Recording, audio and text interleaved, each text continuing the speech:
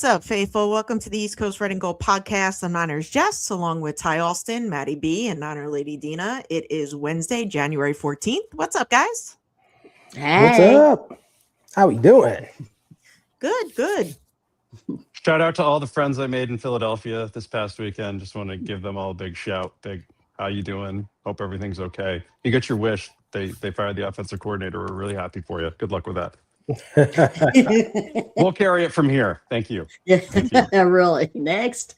Hey, Ty, quick question. On your end, does it say that we're live? Yeah. It does on my I end. see live. I got 7 people on. I see the big end stream button is there, so we're live. All right. I can double check by going to the YouTubes, but let's keep it rolling. Okay. Now, let me know. All right. So let's get into the no-fly zone.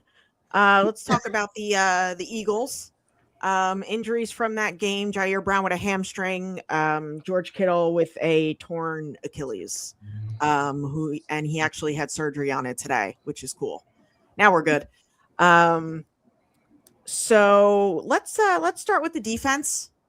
I thought the defense played really well. There's always room for improvement, no matter what. But I thought this game for sure they stepped it up. Maddie, what are your thoughts? Yeah, 100%. They still haven't forced those turnovers yet, so you know that dam's going to break at some point, right? We'll talk about more of that later because I have an idea when that dam might break. I'm thinking about Saturday at about gonna guess about 9 to 10 p.m. Eastern time, right in that vicinity. I think you're gonna see that turnover thing break in favor of this defense. But they did what they had to do. I thought they got in Philly's head a little bit defensively, a little bit as well. Hey, Ron. Because Philly was kind of already in their own head, and it just did not take much. They didn't do anything like outright, like full-on Dre Greenlaw, Aziz Al-Shaair type, but they were really pesky. They were talking shit, and you could tell that was not. Philly thought they were going to walk through probably win this game by 2 or 3 touchdowns based on the way the rosters are set up. Most of Philadelphia looked at this as a get-right game. They really did. They did not take this game in any way seriously. And for it to turn out the way it did, especially with how the game even scripted, right? Like it didn't seem like after the first half, it was like Philly was up 33-13, right? Like it just, it was 13-10 and it could have been tied, but like it felt like it was 33-13. You're like, oh my God. Like you were waiting for the dam to break, and then all of a sudden it just kept going. It just kept going. So this defense did everything it had to do. It came up when it had to. And I'll tell you the one thing that really impressed me. There were none of those Kenneth Walker 3rd and 18 run bullshit plays. There was none of that this week. Tackling was sharp. It didn't matter who was out there. There were some drop passes, but a lot of those drop passes were because the right coverages were called, and there was good defense right near the play. I know they wanted some sort of defensive holding call on one of those plays, but like those plays are there all the time. Like, and if the receiver initiates contact, what the hell is the defensive guy supposed to do? Run, fall over? Like, give me a break, man. Like, the only thing I could agree with was maybe the Trent Williams hold, but listen, the amount of holds that haven't been called for the Niners in the last few years, we were due to have them go our way. So shout out the world for that. Okay. Plus, I think it's all karmic justice from the last playoff game that happened there. Trent Williams gets kicked out. Brock Purdy gets hurt. No, not this time. Hey, Sam. We're gonna end your season the way we should have in 2022. Great job by everybody involved. You bring up the penalties. Considering that the ref was from the Philadelphia area, definitely called a fair game. Well, I mean, couldn't that be a double-edged sword too? I mean, there's this thing called overcompensation. Like, it's real easy to be like, I'll do a 5-1 on that. And even the one was BS, right? Like, Yeah. what's he supposed to do? Freeze himself? Is he going to grab Zach Morris's remote from Saved by the Bell and pause the screen and get the hell out of the way? Because there's no other way to do that. Yeah. No, I hear you. Dina, your thoughts? Yeah, I thought the defense was really, really moving around. They were, everybody was together. Yeah, there were little miscues here and there, but I don't think, like Maddie said, Philly did not expect that. One of the commentators, one of the sports channels here said, we got beat by the hospital squad. But their defense, everybody's talking about how our defense played and how well they played and how unexpected it was and how everybody just like gelled together. I mean, the movements were there, the camaraderie was there, and everybody was like on a high level to produce. And it worked. It worked. The way some of those, with AJ Brown missing the ball, and they were right there, and it's like no penalty was called. Everybody was good. I thought the defense did phenomenal. We just got to make sure we keep that momentum. The momentum was there, and go forward with that in Seattle. Whenever there's an incomplete pass, I always have to hold my breath to make sure that there are no flags thrown.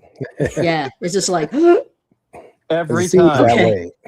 Always seems some Every time. weird flag The comes out of McCaffrey play, nowhere. I'm like, don't tell me someone was in motion. Don't tell me there wasn't enough men on that line. Don't tell me there was an illegal person downfield.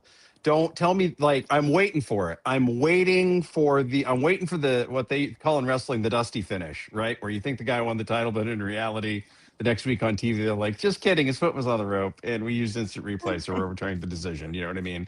Like, that's what you're waiting on the whole time. And yeah, even Christian McCaffrey's like that when he caught it. He's like, he didn't even celebrate. He was just like, Yeah. sure, we good. We're good.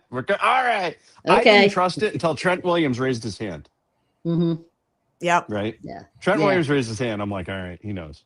So that's when I actually believed it happened. That's when I actually started to believe they could win the damn game. Right. So I'm like, oh, Kyle's in his bag. When Kyle calls the trick play, Kyle's in his bag. Right. He's for feeling sure. it. And if he's feeling it, especially in that weather, that wind wasn't steady, but it was so completely inconsistent and untimely. Both of those Yes. Brock throws were in strong gusts. He should not have made those throws the way the wind was rolling on those plays. But it's very possible at the start of the snap, it wasn't that windy. And then he rolls out to the left and it's like, Yeah. Right. that wind was rough when it was on, but it wasn't on the whole time. So Yeah. Ty, your thoughts? Yeah, another strong game for the defense. We saw another example of good team defense. Everybody coming together, doing their part, making it happen. Matt, you said that they didn't force turnovers. We actually had 2 turnovers on downs or turnovers. I do You like get them off that. the field on fourth I can down. count that. That's our ball. That's a win for the defense. We got 2 of them, and they came at big spots. Yeah. So the defense, they're balling. Everyone always wants to say who's not on the field. The players that are on the field are playing some good football. Mhm. Is it spectacular? Is it great? Is it all pro stuff? No, but they're holding teams down. They're kicking them off the field. They're keeping them out of the end zone, right? And the big thing is they're making the halftime adjustments that need to be made, that these teams are stagnant in the second half. Right. They can't do anything. And we saw that on Saturday. Philly couldn't do anything in that second half. They were stymied. Seattle didn't do There much was- in the second half that and- week either. You ain't Took the wrong. words right out my mouth. We saw that from Seattle. We saw that from teams in the past. So that's where this defense is. And, and it builds confidence within them. Like, hey, we can play with anyone. And that's the way they feel. Mhm. So I'm just real excited about the defense. They cleaned some things up from, like I said, first half to second half. They made it happen. And that's the winning formula. We talked about that. If you can hold the team under 20, you're in position to win. And they did that once again. So they just got to keep it rolling. Yeah. Brian says the Eagles underestimated the 49ers. Yeah, and you know what? Yes. The Seahawks are going to do the same. Mhm. Everybody, Robert 'cause Saleh all the talk said- is, once again, we shouldn't be there. Why Oh, not? yeah. We had a Right. better record than them. Hello? Am I Mhm. missing something? Our offense is better. Defense is better. Special teams is better. Why shouldn't we win? Just because we're ranked lower in the seeding? Get out of here. Well, not only that, they were looking at our injuries. They were looking at all the injuries we had, and Well, all the they different should have been looking at players the and people third on the strings field coming instead of in. who's off the field. Right. That's what they looking should have at been that. doing. Yeah, they were looking at that more so than anything else. So concentrating on that aspect and all the newbies who were out there from, like, where did they get these guys from? Ooh. They're concentrating on that instead of concentrating on how we won the game. Well, Robert Saleh said today too in the press conference that CJ West and Alfred Collins are learning how to engage and disengage from blocks, right? Mhm. Like CJ they're West going up against especially. they're going up against complex defenses that they have never seen before, complex offensive schemes and stuff like that they have never seen before. So they're basically learning on the fly. Now, this is all great news for later this year and next year and everything else. But the great news is it's happening in game, like Ty said. This is the difference with this team having a strong defensive coordinator versus what we've had over the last 2 years, right? The second half adjustments were non-existent to usually not in our favor the last 2 years, right? This year, not so much. Outside of the Chicago game, really? Like the Chicago game was just, but that's Chicago's identity. Chicago's insane. So that's one of those abnormal games that you just have to throw out. But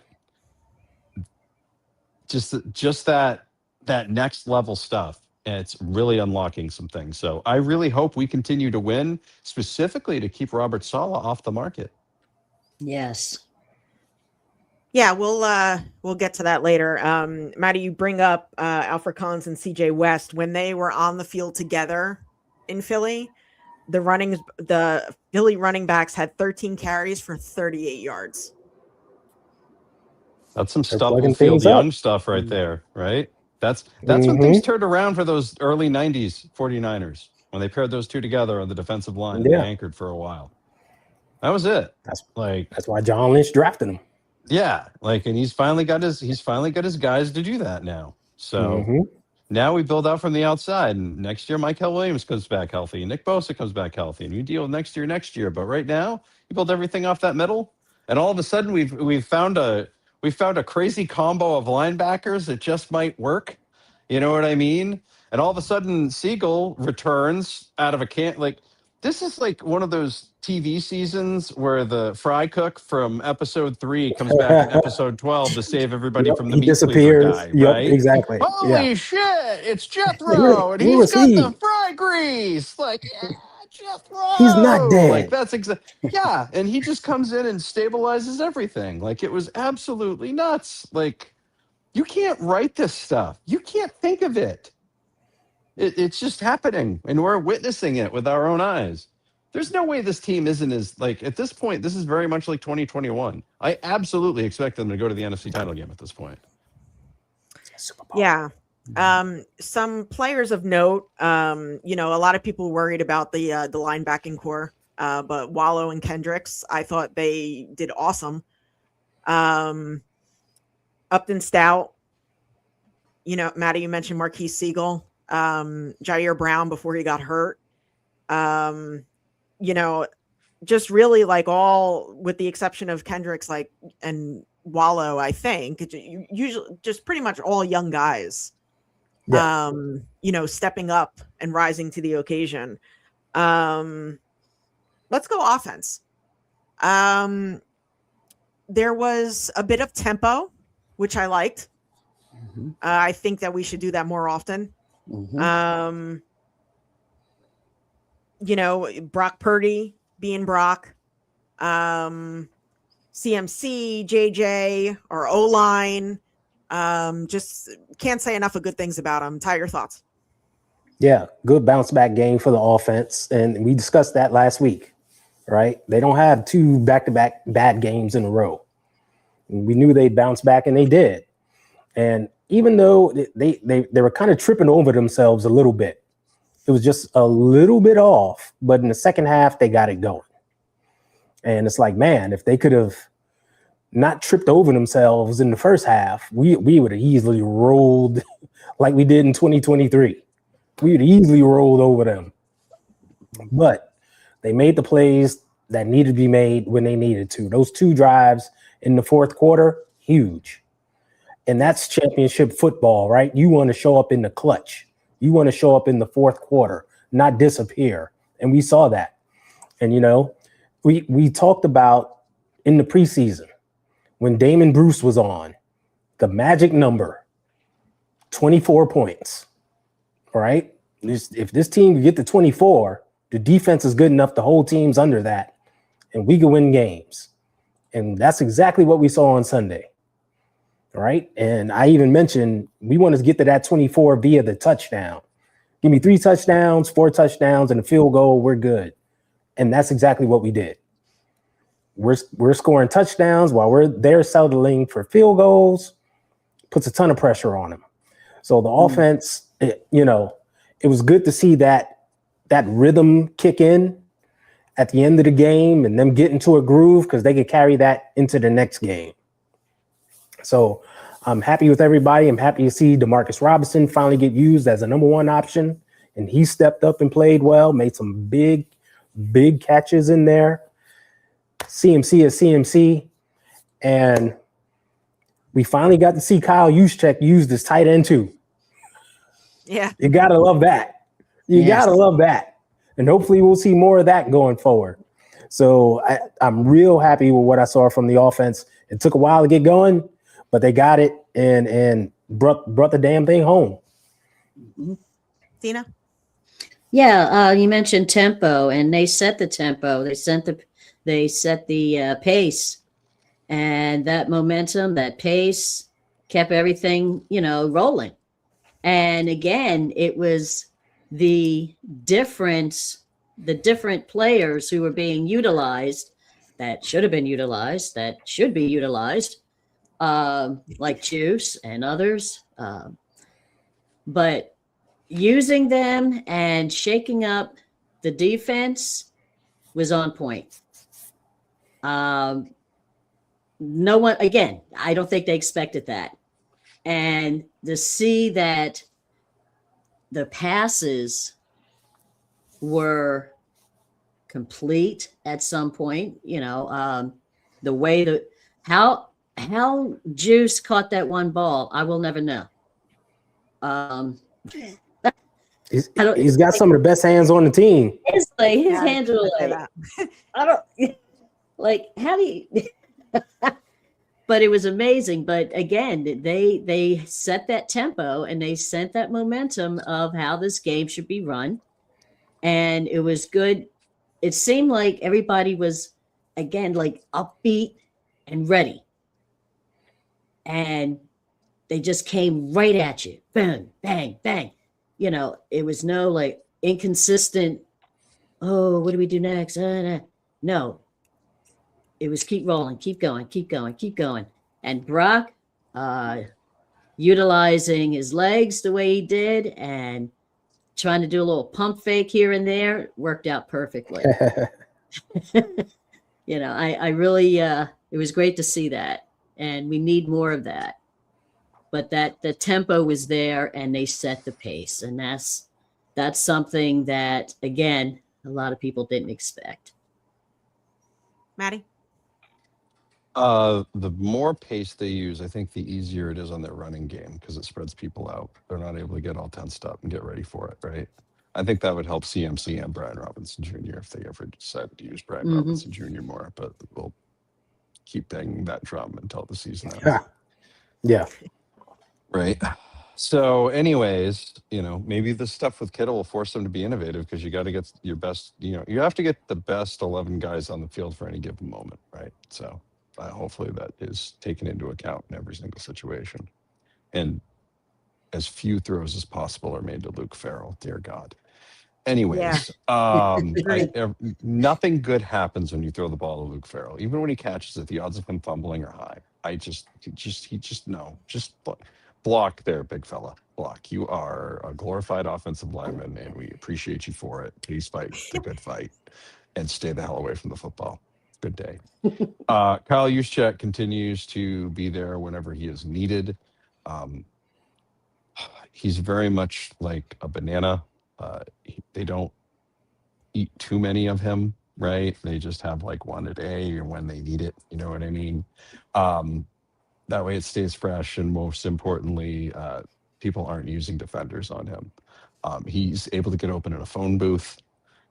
As Jess said, he can catch just about anything. And I think he's going to have to be leaned on more in this post-Kittle era. Brock just needs to continue to learn from his mistakes. It's okay to be greedy once in a while, but sometimes you need to be aware of when you're being greedy. I hope he bought his defense a good meal this week for bailing him out. They bailed him Those two out. throws. Sure did.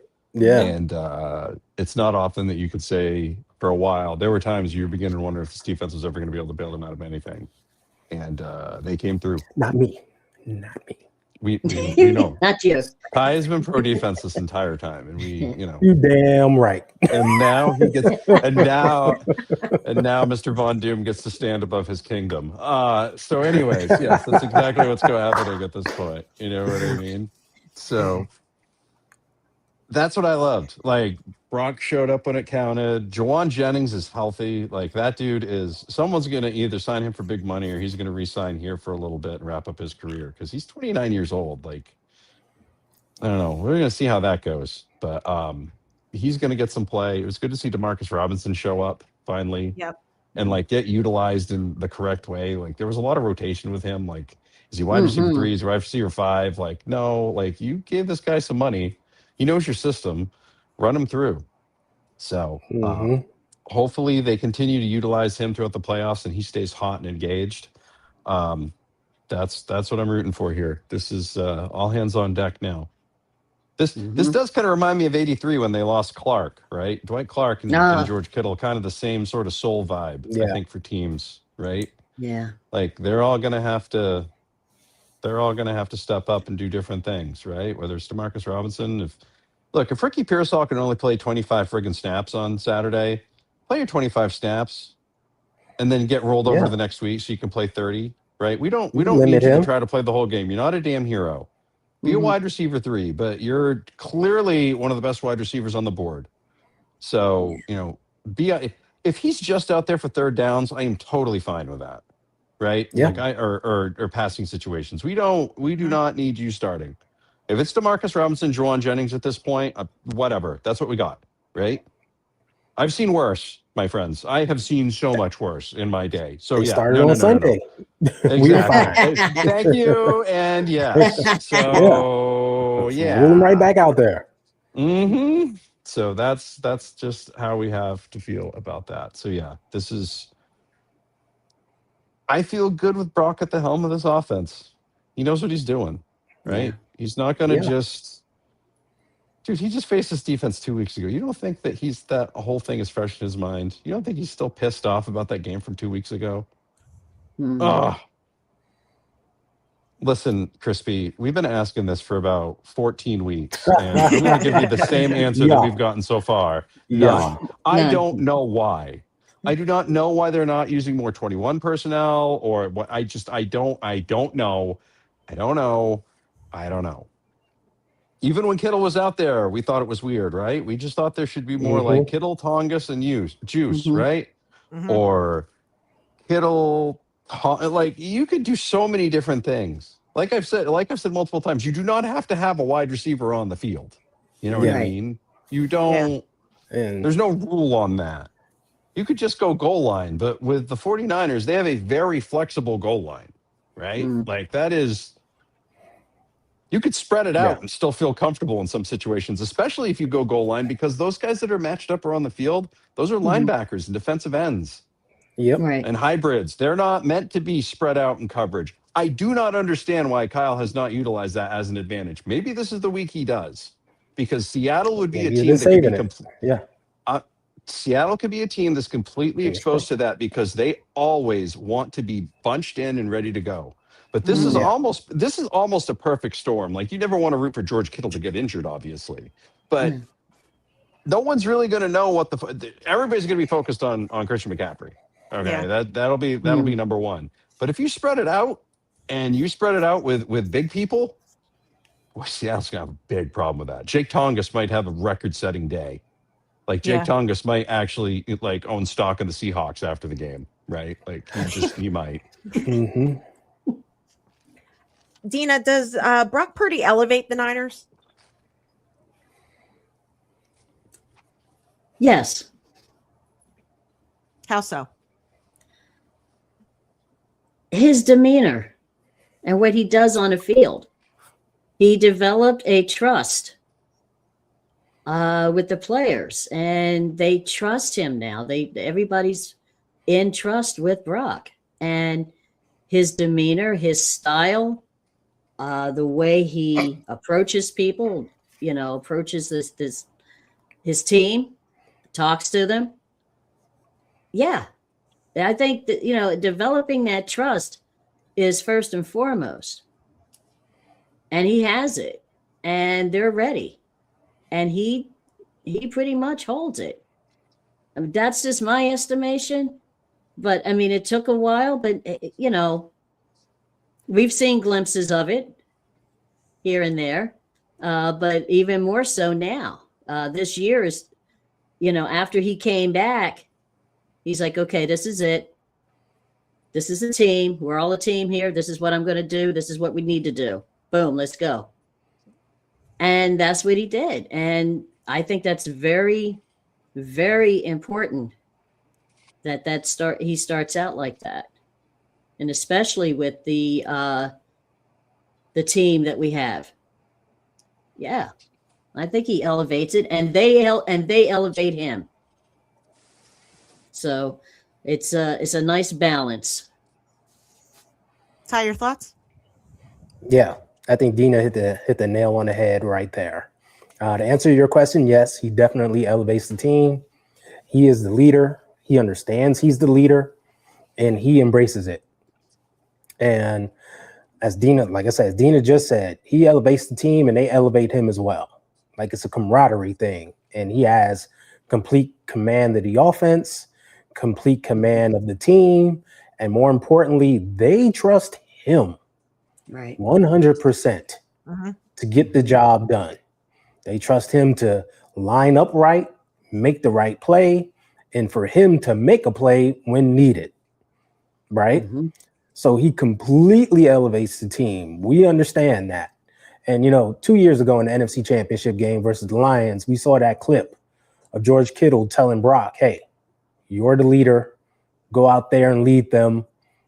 Bring us the victory. He doesn't need that speech anymore. Mm-hmm. He knows it and embraces it, and he encompasses it. He lives it. In the way he plays, in the way he speaks post game, everything. So he definitely elevates the team. Papa J says his knowledge of the game and the playbook makes everyone stay on par and mirror his work ethic. Yeah, I agree. Maddie, your thoughts? Yeah, I mean, it's pretty obvious. Trent Williams in front, and Warner saw it before anybody else, right? They saw it. After all the quarterbacks that they've seen roll through here, okay, they were pretty much advocating for him to be the guy at some point, right? Like, he had their approval. You know what I mean? He had their approval before he even stepped foot on the field, basically. from what it sounds like. Those are two guys that aren't just like, let's adopt this nerdy little white kid as little brother, right? And they were all about it. And I think that has just clearly they know, like it was just like Dina said, just like Ty said, they bring out the best in each other, right? It was the perfect match. So, he wants to soak up all of Kyle's knowledge and listen to everything and ask questions and make points and use his experiences to his strength. This is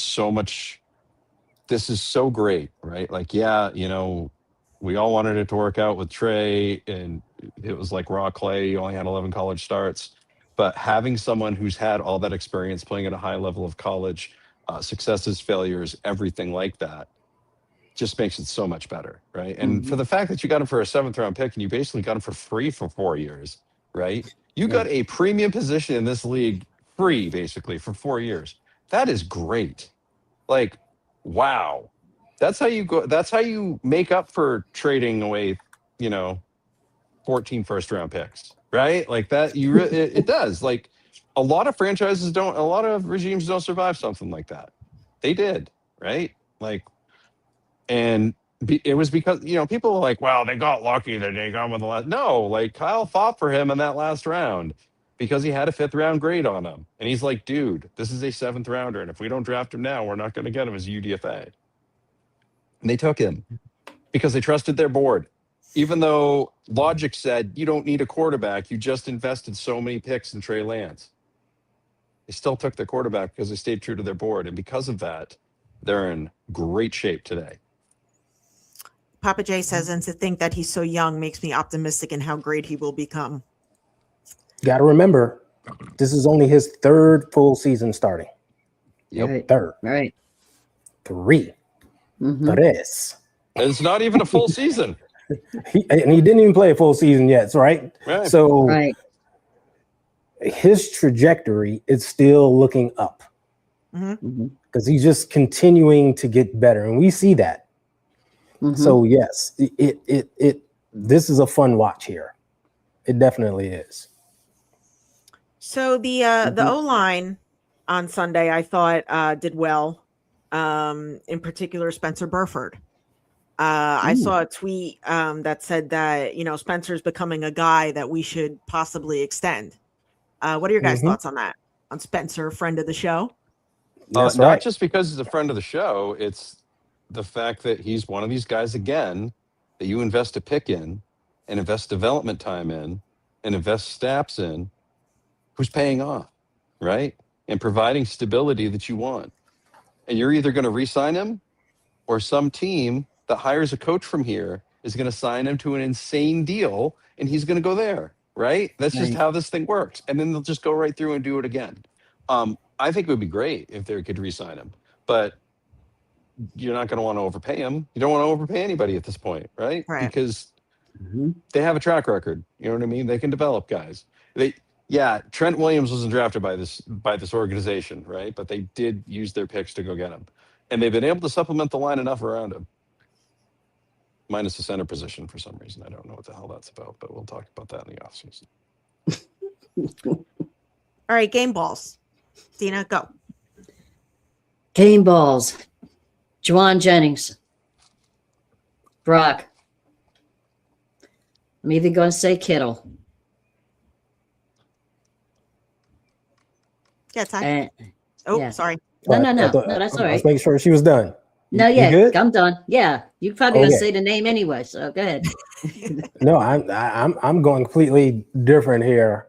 I'm going Sam Okinawa, who played an excellent game, defending the edge, reading that read option, played it perfectly. It was huge for us. He had an excellent game. I'm going to go with the corners. Green and Lenore, they played an excellent game. So happy for them. Got to give a shout out to Marquis Siegel for just stepping on the field cold and playing excellent, being a short tackler, which is nothing new. This is all he's done since he's been here. Still kind of a liability in pass coverage, though. We got to work on that. We got to get somebody to work with this kid on that. but he has the makings of a star, and it's good to see him back out there. Offensively, I got to go with JJ just because he made the play of the game. And what people aren't looking at is in that end around trick play, the pitch Sky Moore gave him was not a very good pitch. No. It was fast and hot, and it was on his side, off target, and he snatched that thing. That could have been an easy fumble, and he made a great grab on it. That was the key moment in that play right there. So salute to him for that. CMC as well, and I got to give it up to the O-line. Last week, versus Seattle, they did not play well. They bounced back huge in this game and did their thing. As far as JJ, he actually completed more passes over 15 yards than Jalen Hurts. Yeah. Moving right along. Do you expect any less from the guy who has as many postseason touchdowns as Justin Herbert? Of course not. Put him in the Hall of Fame right now. Yep. As far as my game balls, I'm actually going to give one to the entire team because I think it was a complete team win, which is awesome to see. We speak a lot about, on previous shows about the culture of this team and the brotherhood that they have. And it's absolutely amazing. And when there's team wins, it's just, it's a great thing to see. Maddie, go ahead. Yeah. Marquise Siegel, Eddie Pinheiro, that was some bitchy conditions to be kicking field goals in. Let me tell you, it was not good. It was not at the ends that he was kicking at either. Like those are, can't take him for granted. Yeah, he missed the extra point, but that's. We're not going to yell at him for that. I thought that's what we do. I'm not yelling about extra points. I want to. Okay. But no, I'm trying to mellow. I'm trying to be good about it, right? Like, like in fairness, it wasn't in a dome, right? Like, you miss an extra point in a dome, I have questions. You miss an extra point in Lincoln Financial Field in the middle of January. Yeah, okay. 40 mile per hour winds. Yeah, I had to go in every few minutes and warm up so I could feel my toes. Okay, I get it. They're out there just standing there. So, I got to have some aspect of human life there. CMC, because at this point he is the offense and yet he's still scoring 2 touchdowns a game. That was a hell of a catch, by the way, on that Juwan Jennings dot of a throw. Yes. That was professional all the way around. Most running backs are not catching that ball. I'd say about 60% of wide receivers are not catching that ball. Not because it was thrown improperly, but because it was thrown absolutely perfect and he knew exactly where to be. Right. This is Kyle Shanahan's dream team. He has a bunch of nerdy athletes that can execute all the things that he wants to see. He's got a bunch of quarterbacks at every position, right? He's got a quarterback and wide receiver. He's got a wide receiver playing running back. Like he's got the whole thing, right? Like he's so excited. This is his dream. This is his group of people, right? There's not a me person in this bunch. No. You're not seeing any Devondre Campbells or anything like that this year, right? Everybody is us, we, me, and that. Yep. Also, another game ball goes to Jed York for the tequila. Way to go, Jed. Exactly. Yeah. I got one more. And I got to do this. I got to give a game ball to Johnny Holland, our linebackers coach, because he's been through I don't know how many linebackers right now. And, they've all gotten on the field and produced. He's all gotten them all up to speed to play no matter what. And that's a hell of a job right there. So got to give him a game ball for the job he's done for the entire year. And KJ Wright, too. Yep, KJ's right there along with him, indeed. All right, moving on to the other bird, the Seahawks. That's right. They deserve a bird, too. We're going to take this bird. We're going to ball them up. Throw their ass out of here. All right. Moving on to the other one. Yeah, the grill is ready. Moving on. Ricky Pearsall is optimistic that he will play. In one word answer, going around the panel. Does Fred Warner play on Saturday? No. No. Yes. I say yes. All right. Do I want him to? No. Exactly. I still remember Jerry Rice coming back early in 1997, And that was Yeah. not good. and that didn't end well. No. I just think his quote today, he said, he was like, well, they said that they weren't going to open my practice window up last week, and here we are, but we're taking it one day at a time. So I don't know. We'll see.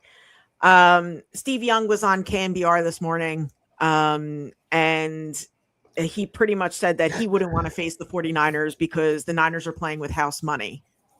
What are your thoughts? They don't give a bleep, right? Like they really don't. And that's the type of attitude you have to walk the path that they're going to walk here, right? Like basically they were given for their post-game spread a couple of weeks ago against Seattle, a giant shit sandwich, right? And they had to eat it. Yeah. Right. And it started, in Philadelphia, and it was going to go next to Seattle in all likelihood. And then from there, it goes to where it goes.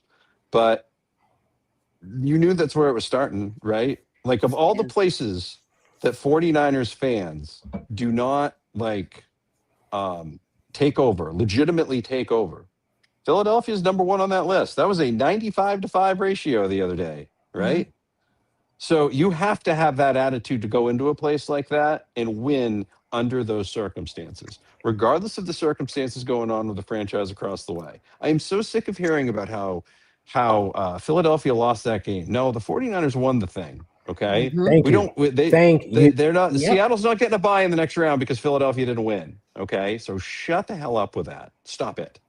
Okay. Get help, seek help, please. So yeah. Oh, absolutely. They can, Steve Young is 100% correct, but really, when isn't he? Dina, thoughts? I think that's the last thing on their mind. I think mostly, like Maddie said, this is a different squad.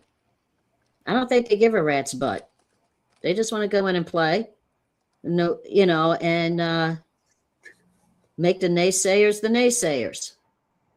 They just want to go in and play. Regardless of what anybody says or thinks. This is a whole different squad.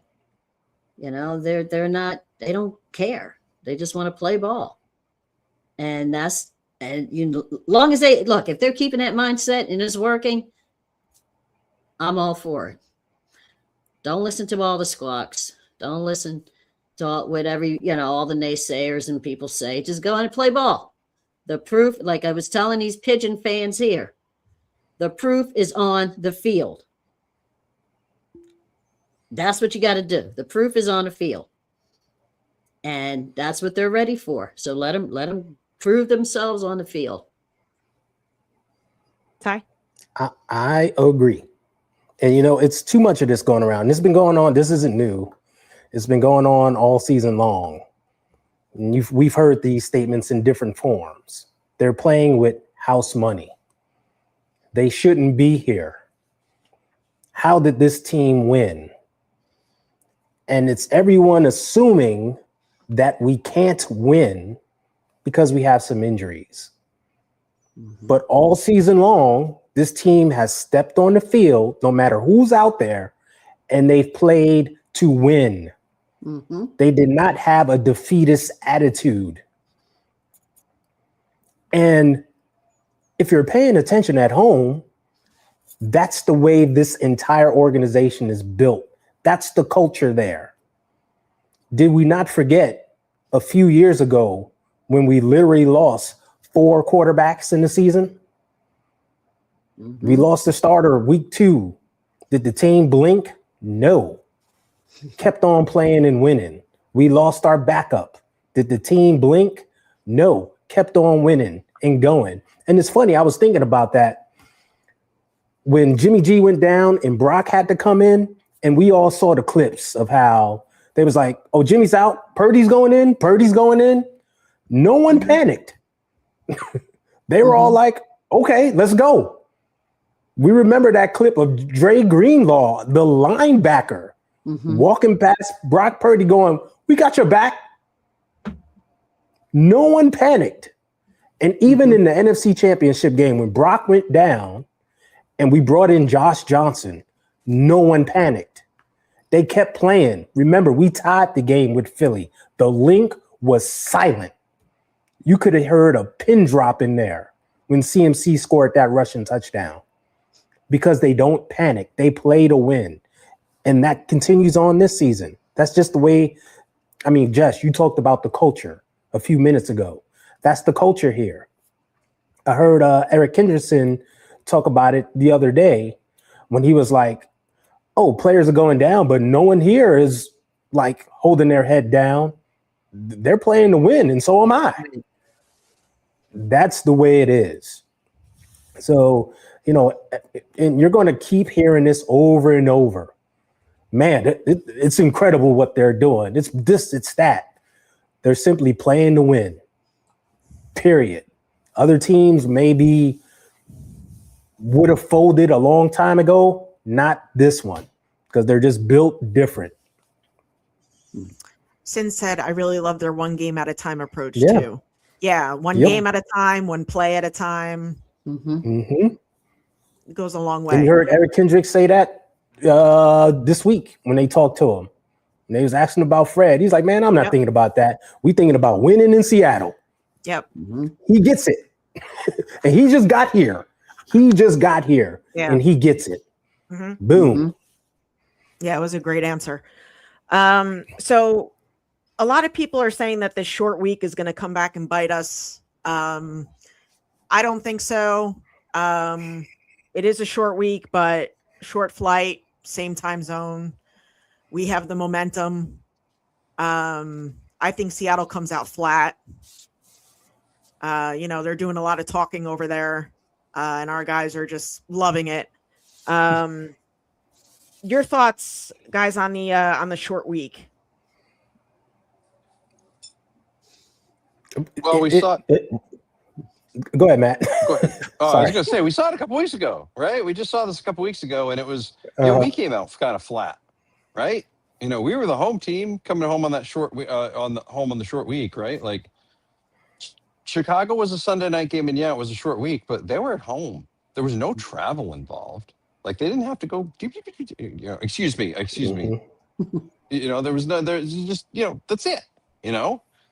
So in this case, to me, I don't think there's any sort of like.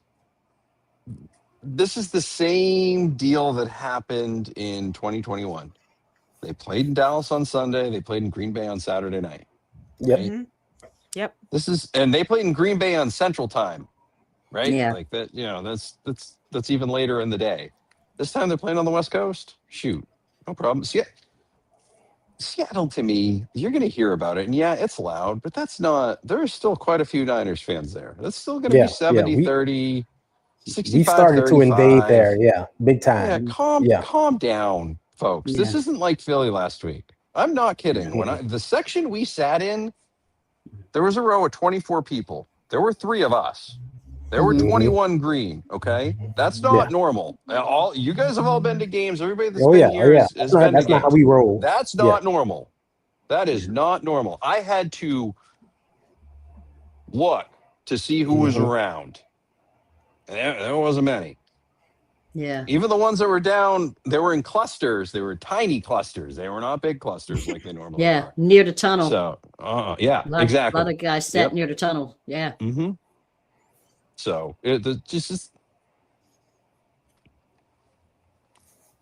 Seattle, I can't wait. I can't wait for this. The yapping. The yapping has been nonstop. I cannot wait for this one. Yeah. But I was going to say, we're going to Seattle on a short week. What else is new? Yeah. Every year we go to Seattle on a short week. And we thought this year, since we went there in week 1, we got a reprieve, we got a break. But no. The guy in the NFL office who makes the schedule was like, "Ooh, let's I get to do it." Yeah, this was his holiday. This was his favorite time of year. He was like, I get to send the Niners to Seattle on a short week. He was probably dancing up and down the Okay. hallway. This was his At Christmas least it's- bonus. Yeah. Jelly of the Exactly. month club. He was like, don't even pay me for today. This one's on me. So at least we're not going there on a Thursday night, which we normally do. Yeah. So oh, I'm God, not yeah. shocked. It's okay. We're used to going there on a short week. We're totally built for it. So it's okay. We're going to be all right. We're going to take that momentum from Sunday and just carry it on in there. Yeah, Dean. I don't think it's going to be a problem. I think one of the things that stands out that's good for us is that it's on their same time zone, and it's not that far away, so you don't have to worry about that drag, Yeah. But other than that, no.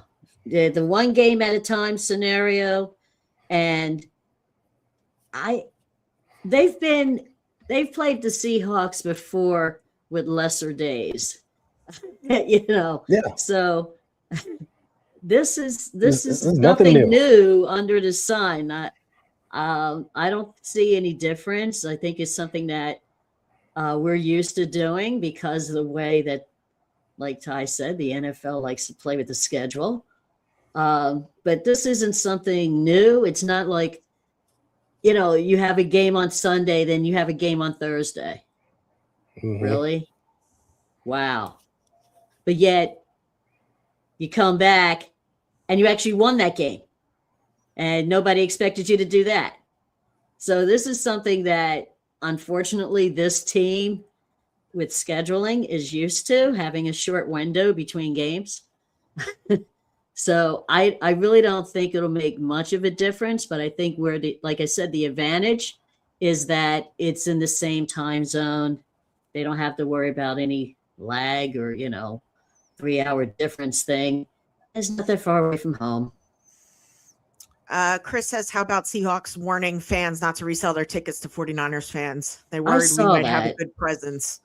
Yeah, I think we're still going to have a good presence. Yeah. Yeah. They do that all the time. They send those out. All the places send that out about the season ticket stuff and whatever. So Yeah, the Rams did it too. The And Rams the are Rams did doing it a it. few years ago with there's 7 Stafford's Rams wife season and ticket holders now. I don't know what they're Jason worried about. Whitlock. Yeah. Yeah. Jason Whitworth, Browns. excuse me. Yeah. So Papa J says it's a revenge game for both the offense and defense. We'll be fired up. Yep. Oh, All right. definitely. Game plan. For me, we have to get CMC going. Make Sam Darnold uncomfortable in the pocket. And we have to be better on third down. Yes. How about you, Maddie? Spread out the big guys. Jake Tongas has wide receiver capabilities. Christian McCaffrey has wide receiver capabilities. Kyle Juszczyk has wide receiver capabilities. Get all the big people on the field and spread them out. Seattle can't switch out of the nickel and the dime to the nickel and the dime at that point. They are then screwed. You can run out of that formation. You can throw out of that formation. You can QB sneak out of that formation or QB draw out of that formation. There's multiple options that you would have that would probably destroy their will and psyche and all of their pride. So yes, you'd probably have them wiped out by the third quarter based on the way they've been attacked by other teams this year. People have not taken advantage of that. Cal's the only one I think who could do it, but I'm just wondering if it'll happen. But I think that's the best way to do it. Get all you guys out there, utilize their versatility, and spread them out. Dina? I agree. Spread them out. And yes, I'm going to say it. Run the damn ball. Also, try to utilize everybody. Mix it up. Mix up some of the plays. You saw what happened before when that's done.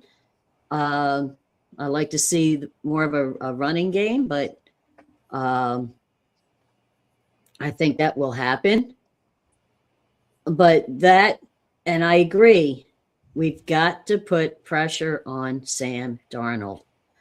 I don't know what kind of how he gets out of some of the things he gets out of, but I think we can do it. We got to put pressure on him. So that's my take on it. Papa J says 3 words: time of possession. Mhm. That too. Okay, Ty. Yeah, this is all about the offense. We played 2 games against them and have scored a total of 2 touchdowns. That's 8 quarters of football, 2 touchdowns. That's unacceptable right now. That can't fly. Mhm. The offense has got to put it together and put points on the board. We talked about it in preseason. I mentioned it here earlier. You got to get to that 24 to 30 point mark. That's it. Mhm. They've got to get it together. This is the game. Come out swinging, punch them in the mouth. The tight end has always been a killer against them. When we played them in the past, Kyle needs to dial it up, whether it's Juice, Tonjes, Jennings playing the tight end role, whoever. Just mix it up. Do what you got to do. You know how to capitalize on this defense. Make it happen. You know, this is your 3rd time around seeing this defense now. If we count the Baltimore game a few years ago, that's what I'm talking about. Like, you should be able to put a good game plan together, and the guys just need to execute. And I was looking at the game from week 18. There were some plays there to be made, but things were just disjointed. Either like the O-line didn't give Brock enough time, or Brock threw a pass high when he did have time, or receivers didn't get open and the O-line was blocking. Things were just a little disjointed. Clean that up, execute, and go put points on the board, and we'll be all right. Yeah. Something a little different, Sin. It's Sea Chickens Week. That's right. That way you We can't see mean my business. That way you can't see my left eye going off on its own. It's really exciting. You can't see my right eye wanting to close. All right, last topic for tonight: X factors. Go ahead, Ty. X factors, man. Brian Robinson, get him on the field, get him cooking. Like, let's pound the rock a little bit. Like, do some tough running with him, some power stuff. Not this toss carries. to the outside crap. Not this toss to the outside crap. Go right at him. Let him bully his way to 4 or 5 yards of carry. Right? Let him do North his thing. south. Yep. I'm going to say Jake Tonjes. He was the X factor of that final drive, week 1. They didn't see it coming. I don't think they would see him coming again, right? Just overlook him, have him out there. Defensively, I'm going to go D-line. Somebody will step up and start making some plays. It's probably a collective, like they've been doing all year long.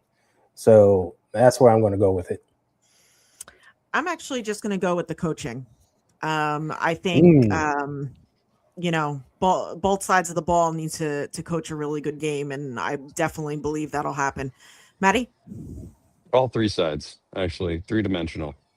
I think special teams is going to either have to get you into a red zone, like a straight up red zone situation, or just get you a touchdown in a situation. You know what I mean? Like, just they need to step up in this game.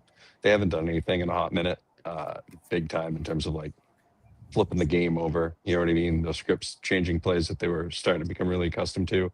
It's time for one of those to pop up here really quickly. Okay, Dina. Yeah, I have several things, but mostly our offensive line. That's going to be our X factor, because I hear you. you know, and I agree with Ty. When we get to that red zone point, we need to capitalize on it. And that is one way we have not done very well on with Seattle. When you get to the 20, push that B in. That's a good point. All the way. So that to me would be a good X factor. The other one that I have is mixing up the plays, utilizing people in different positions.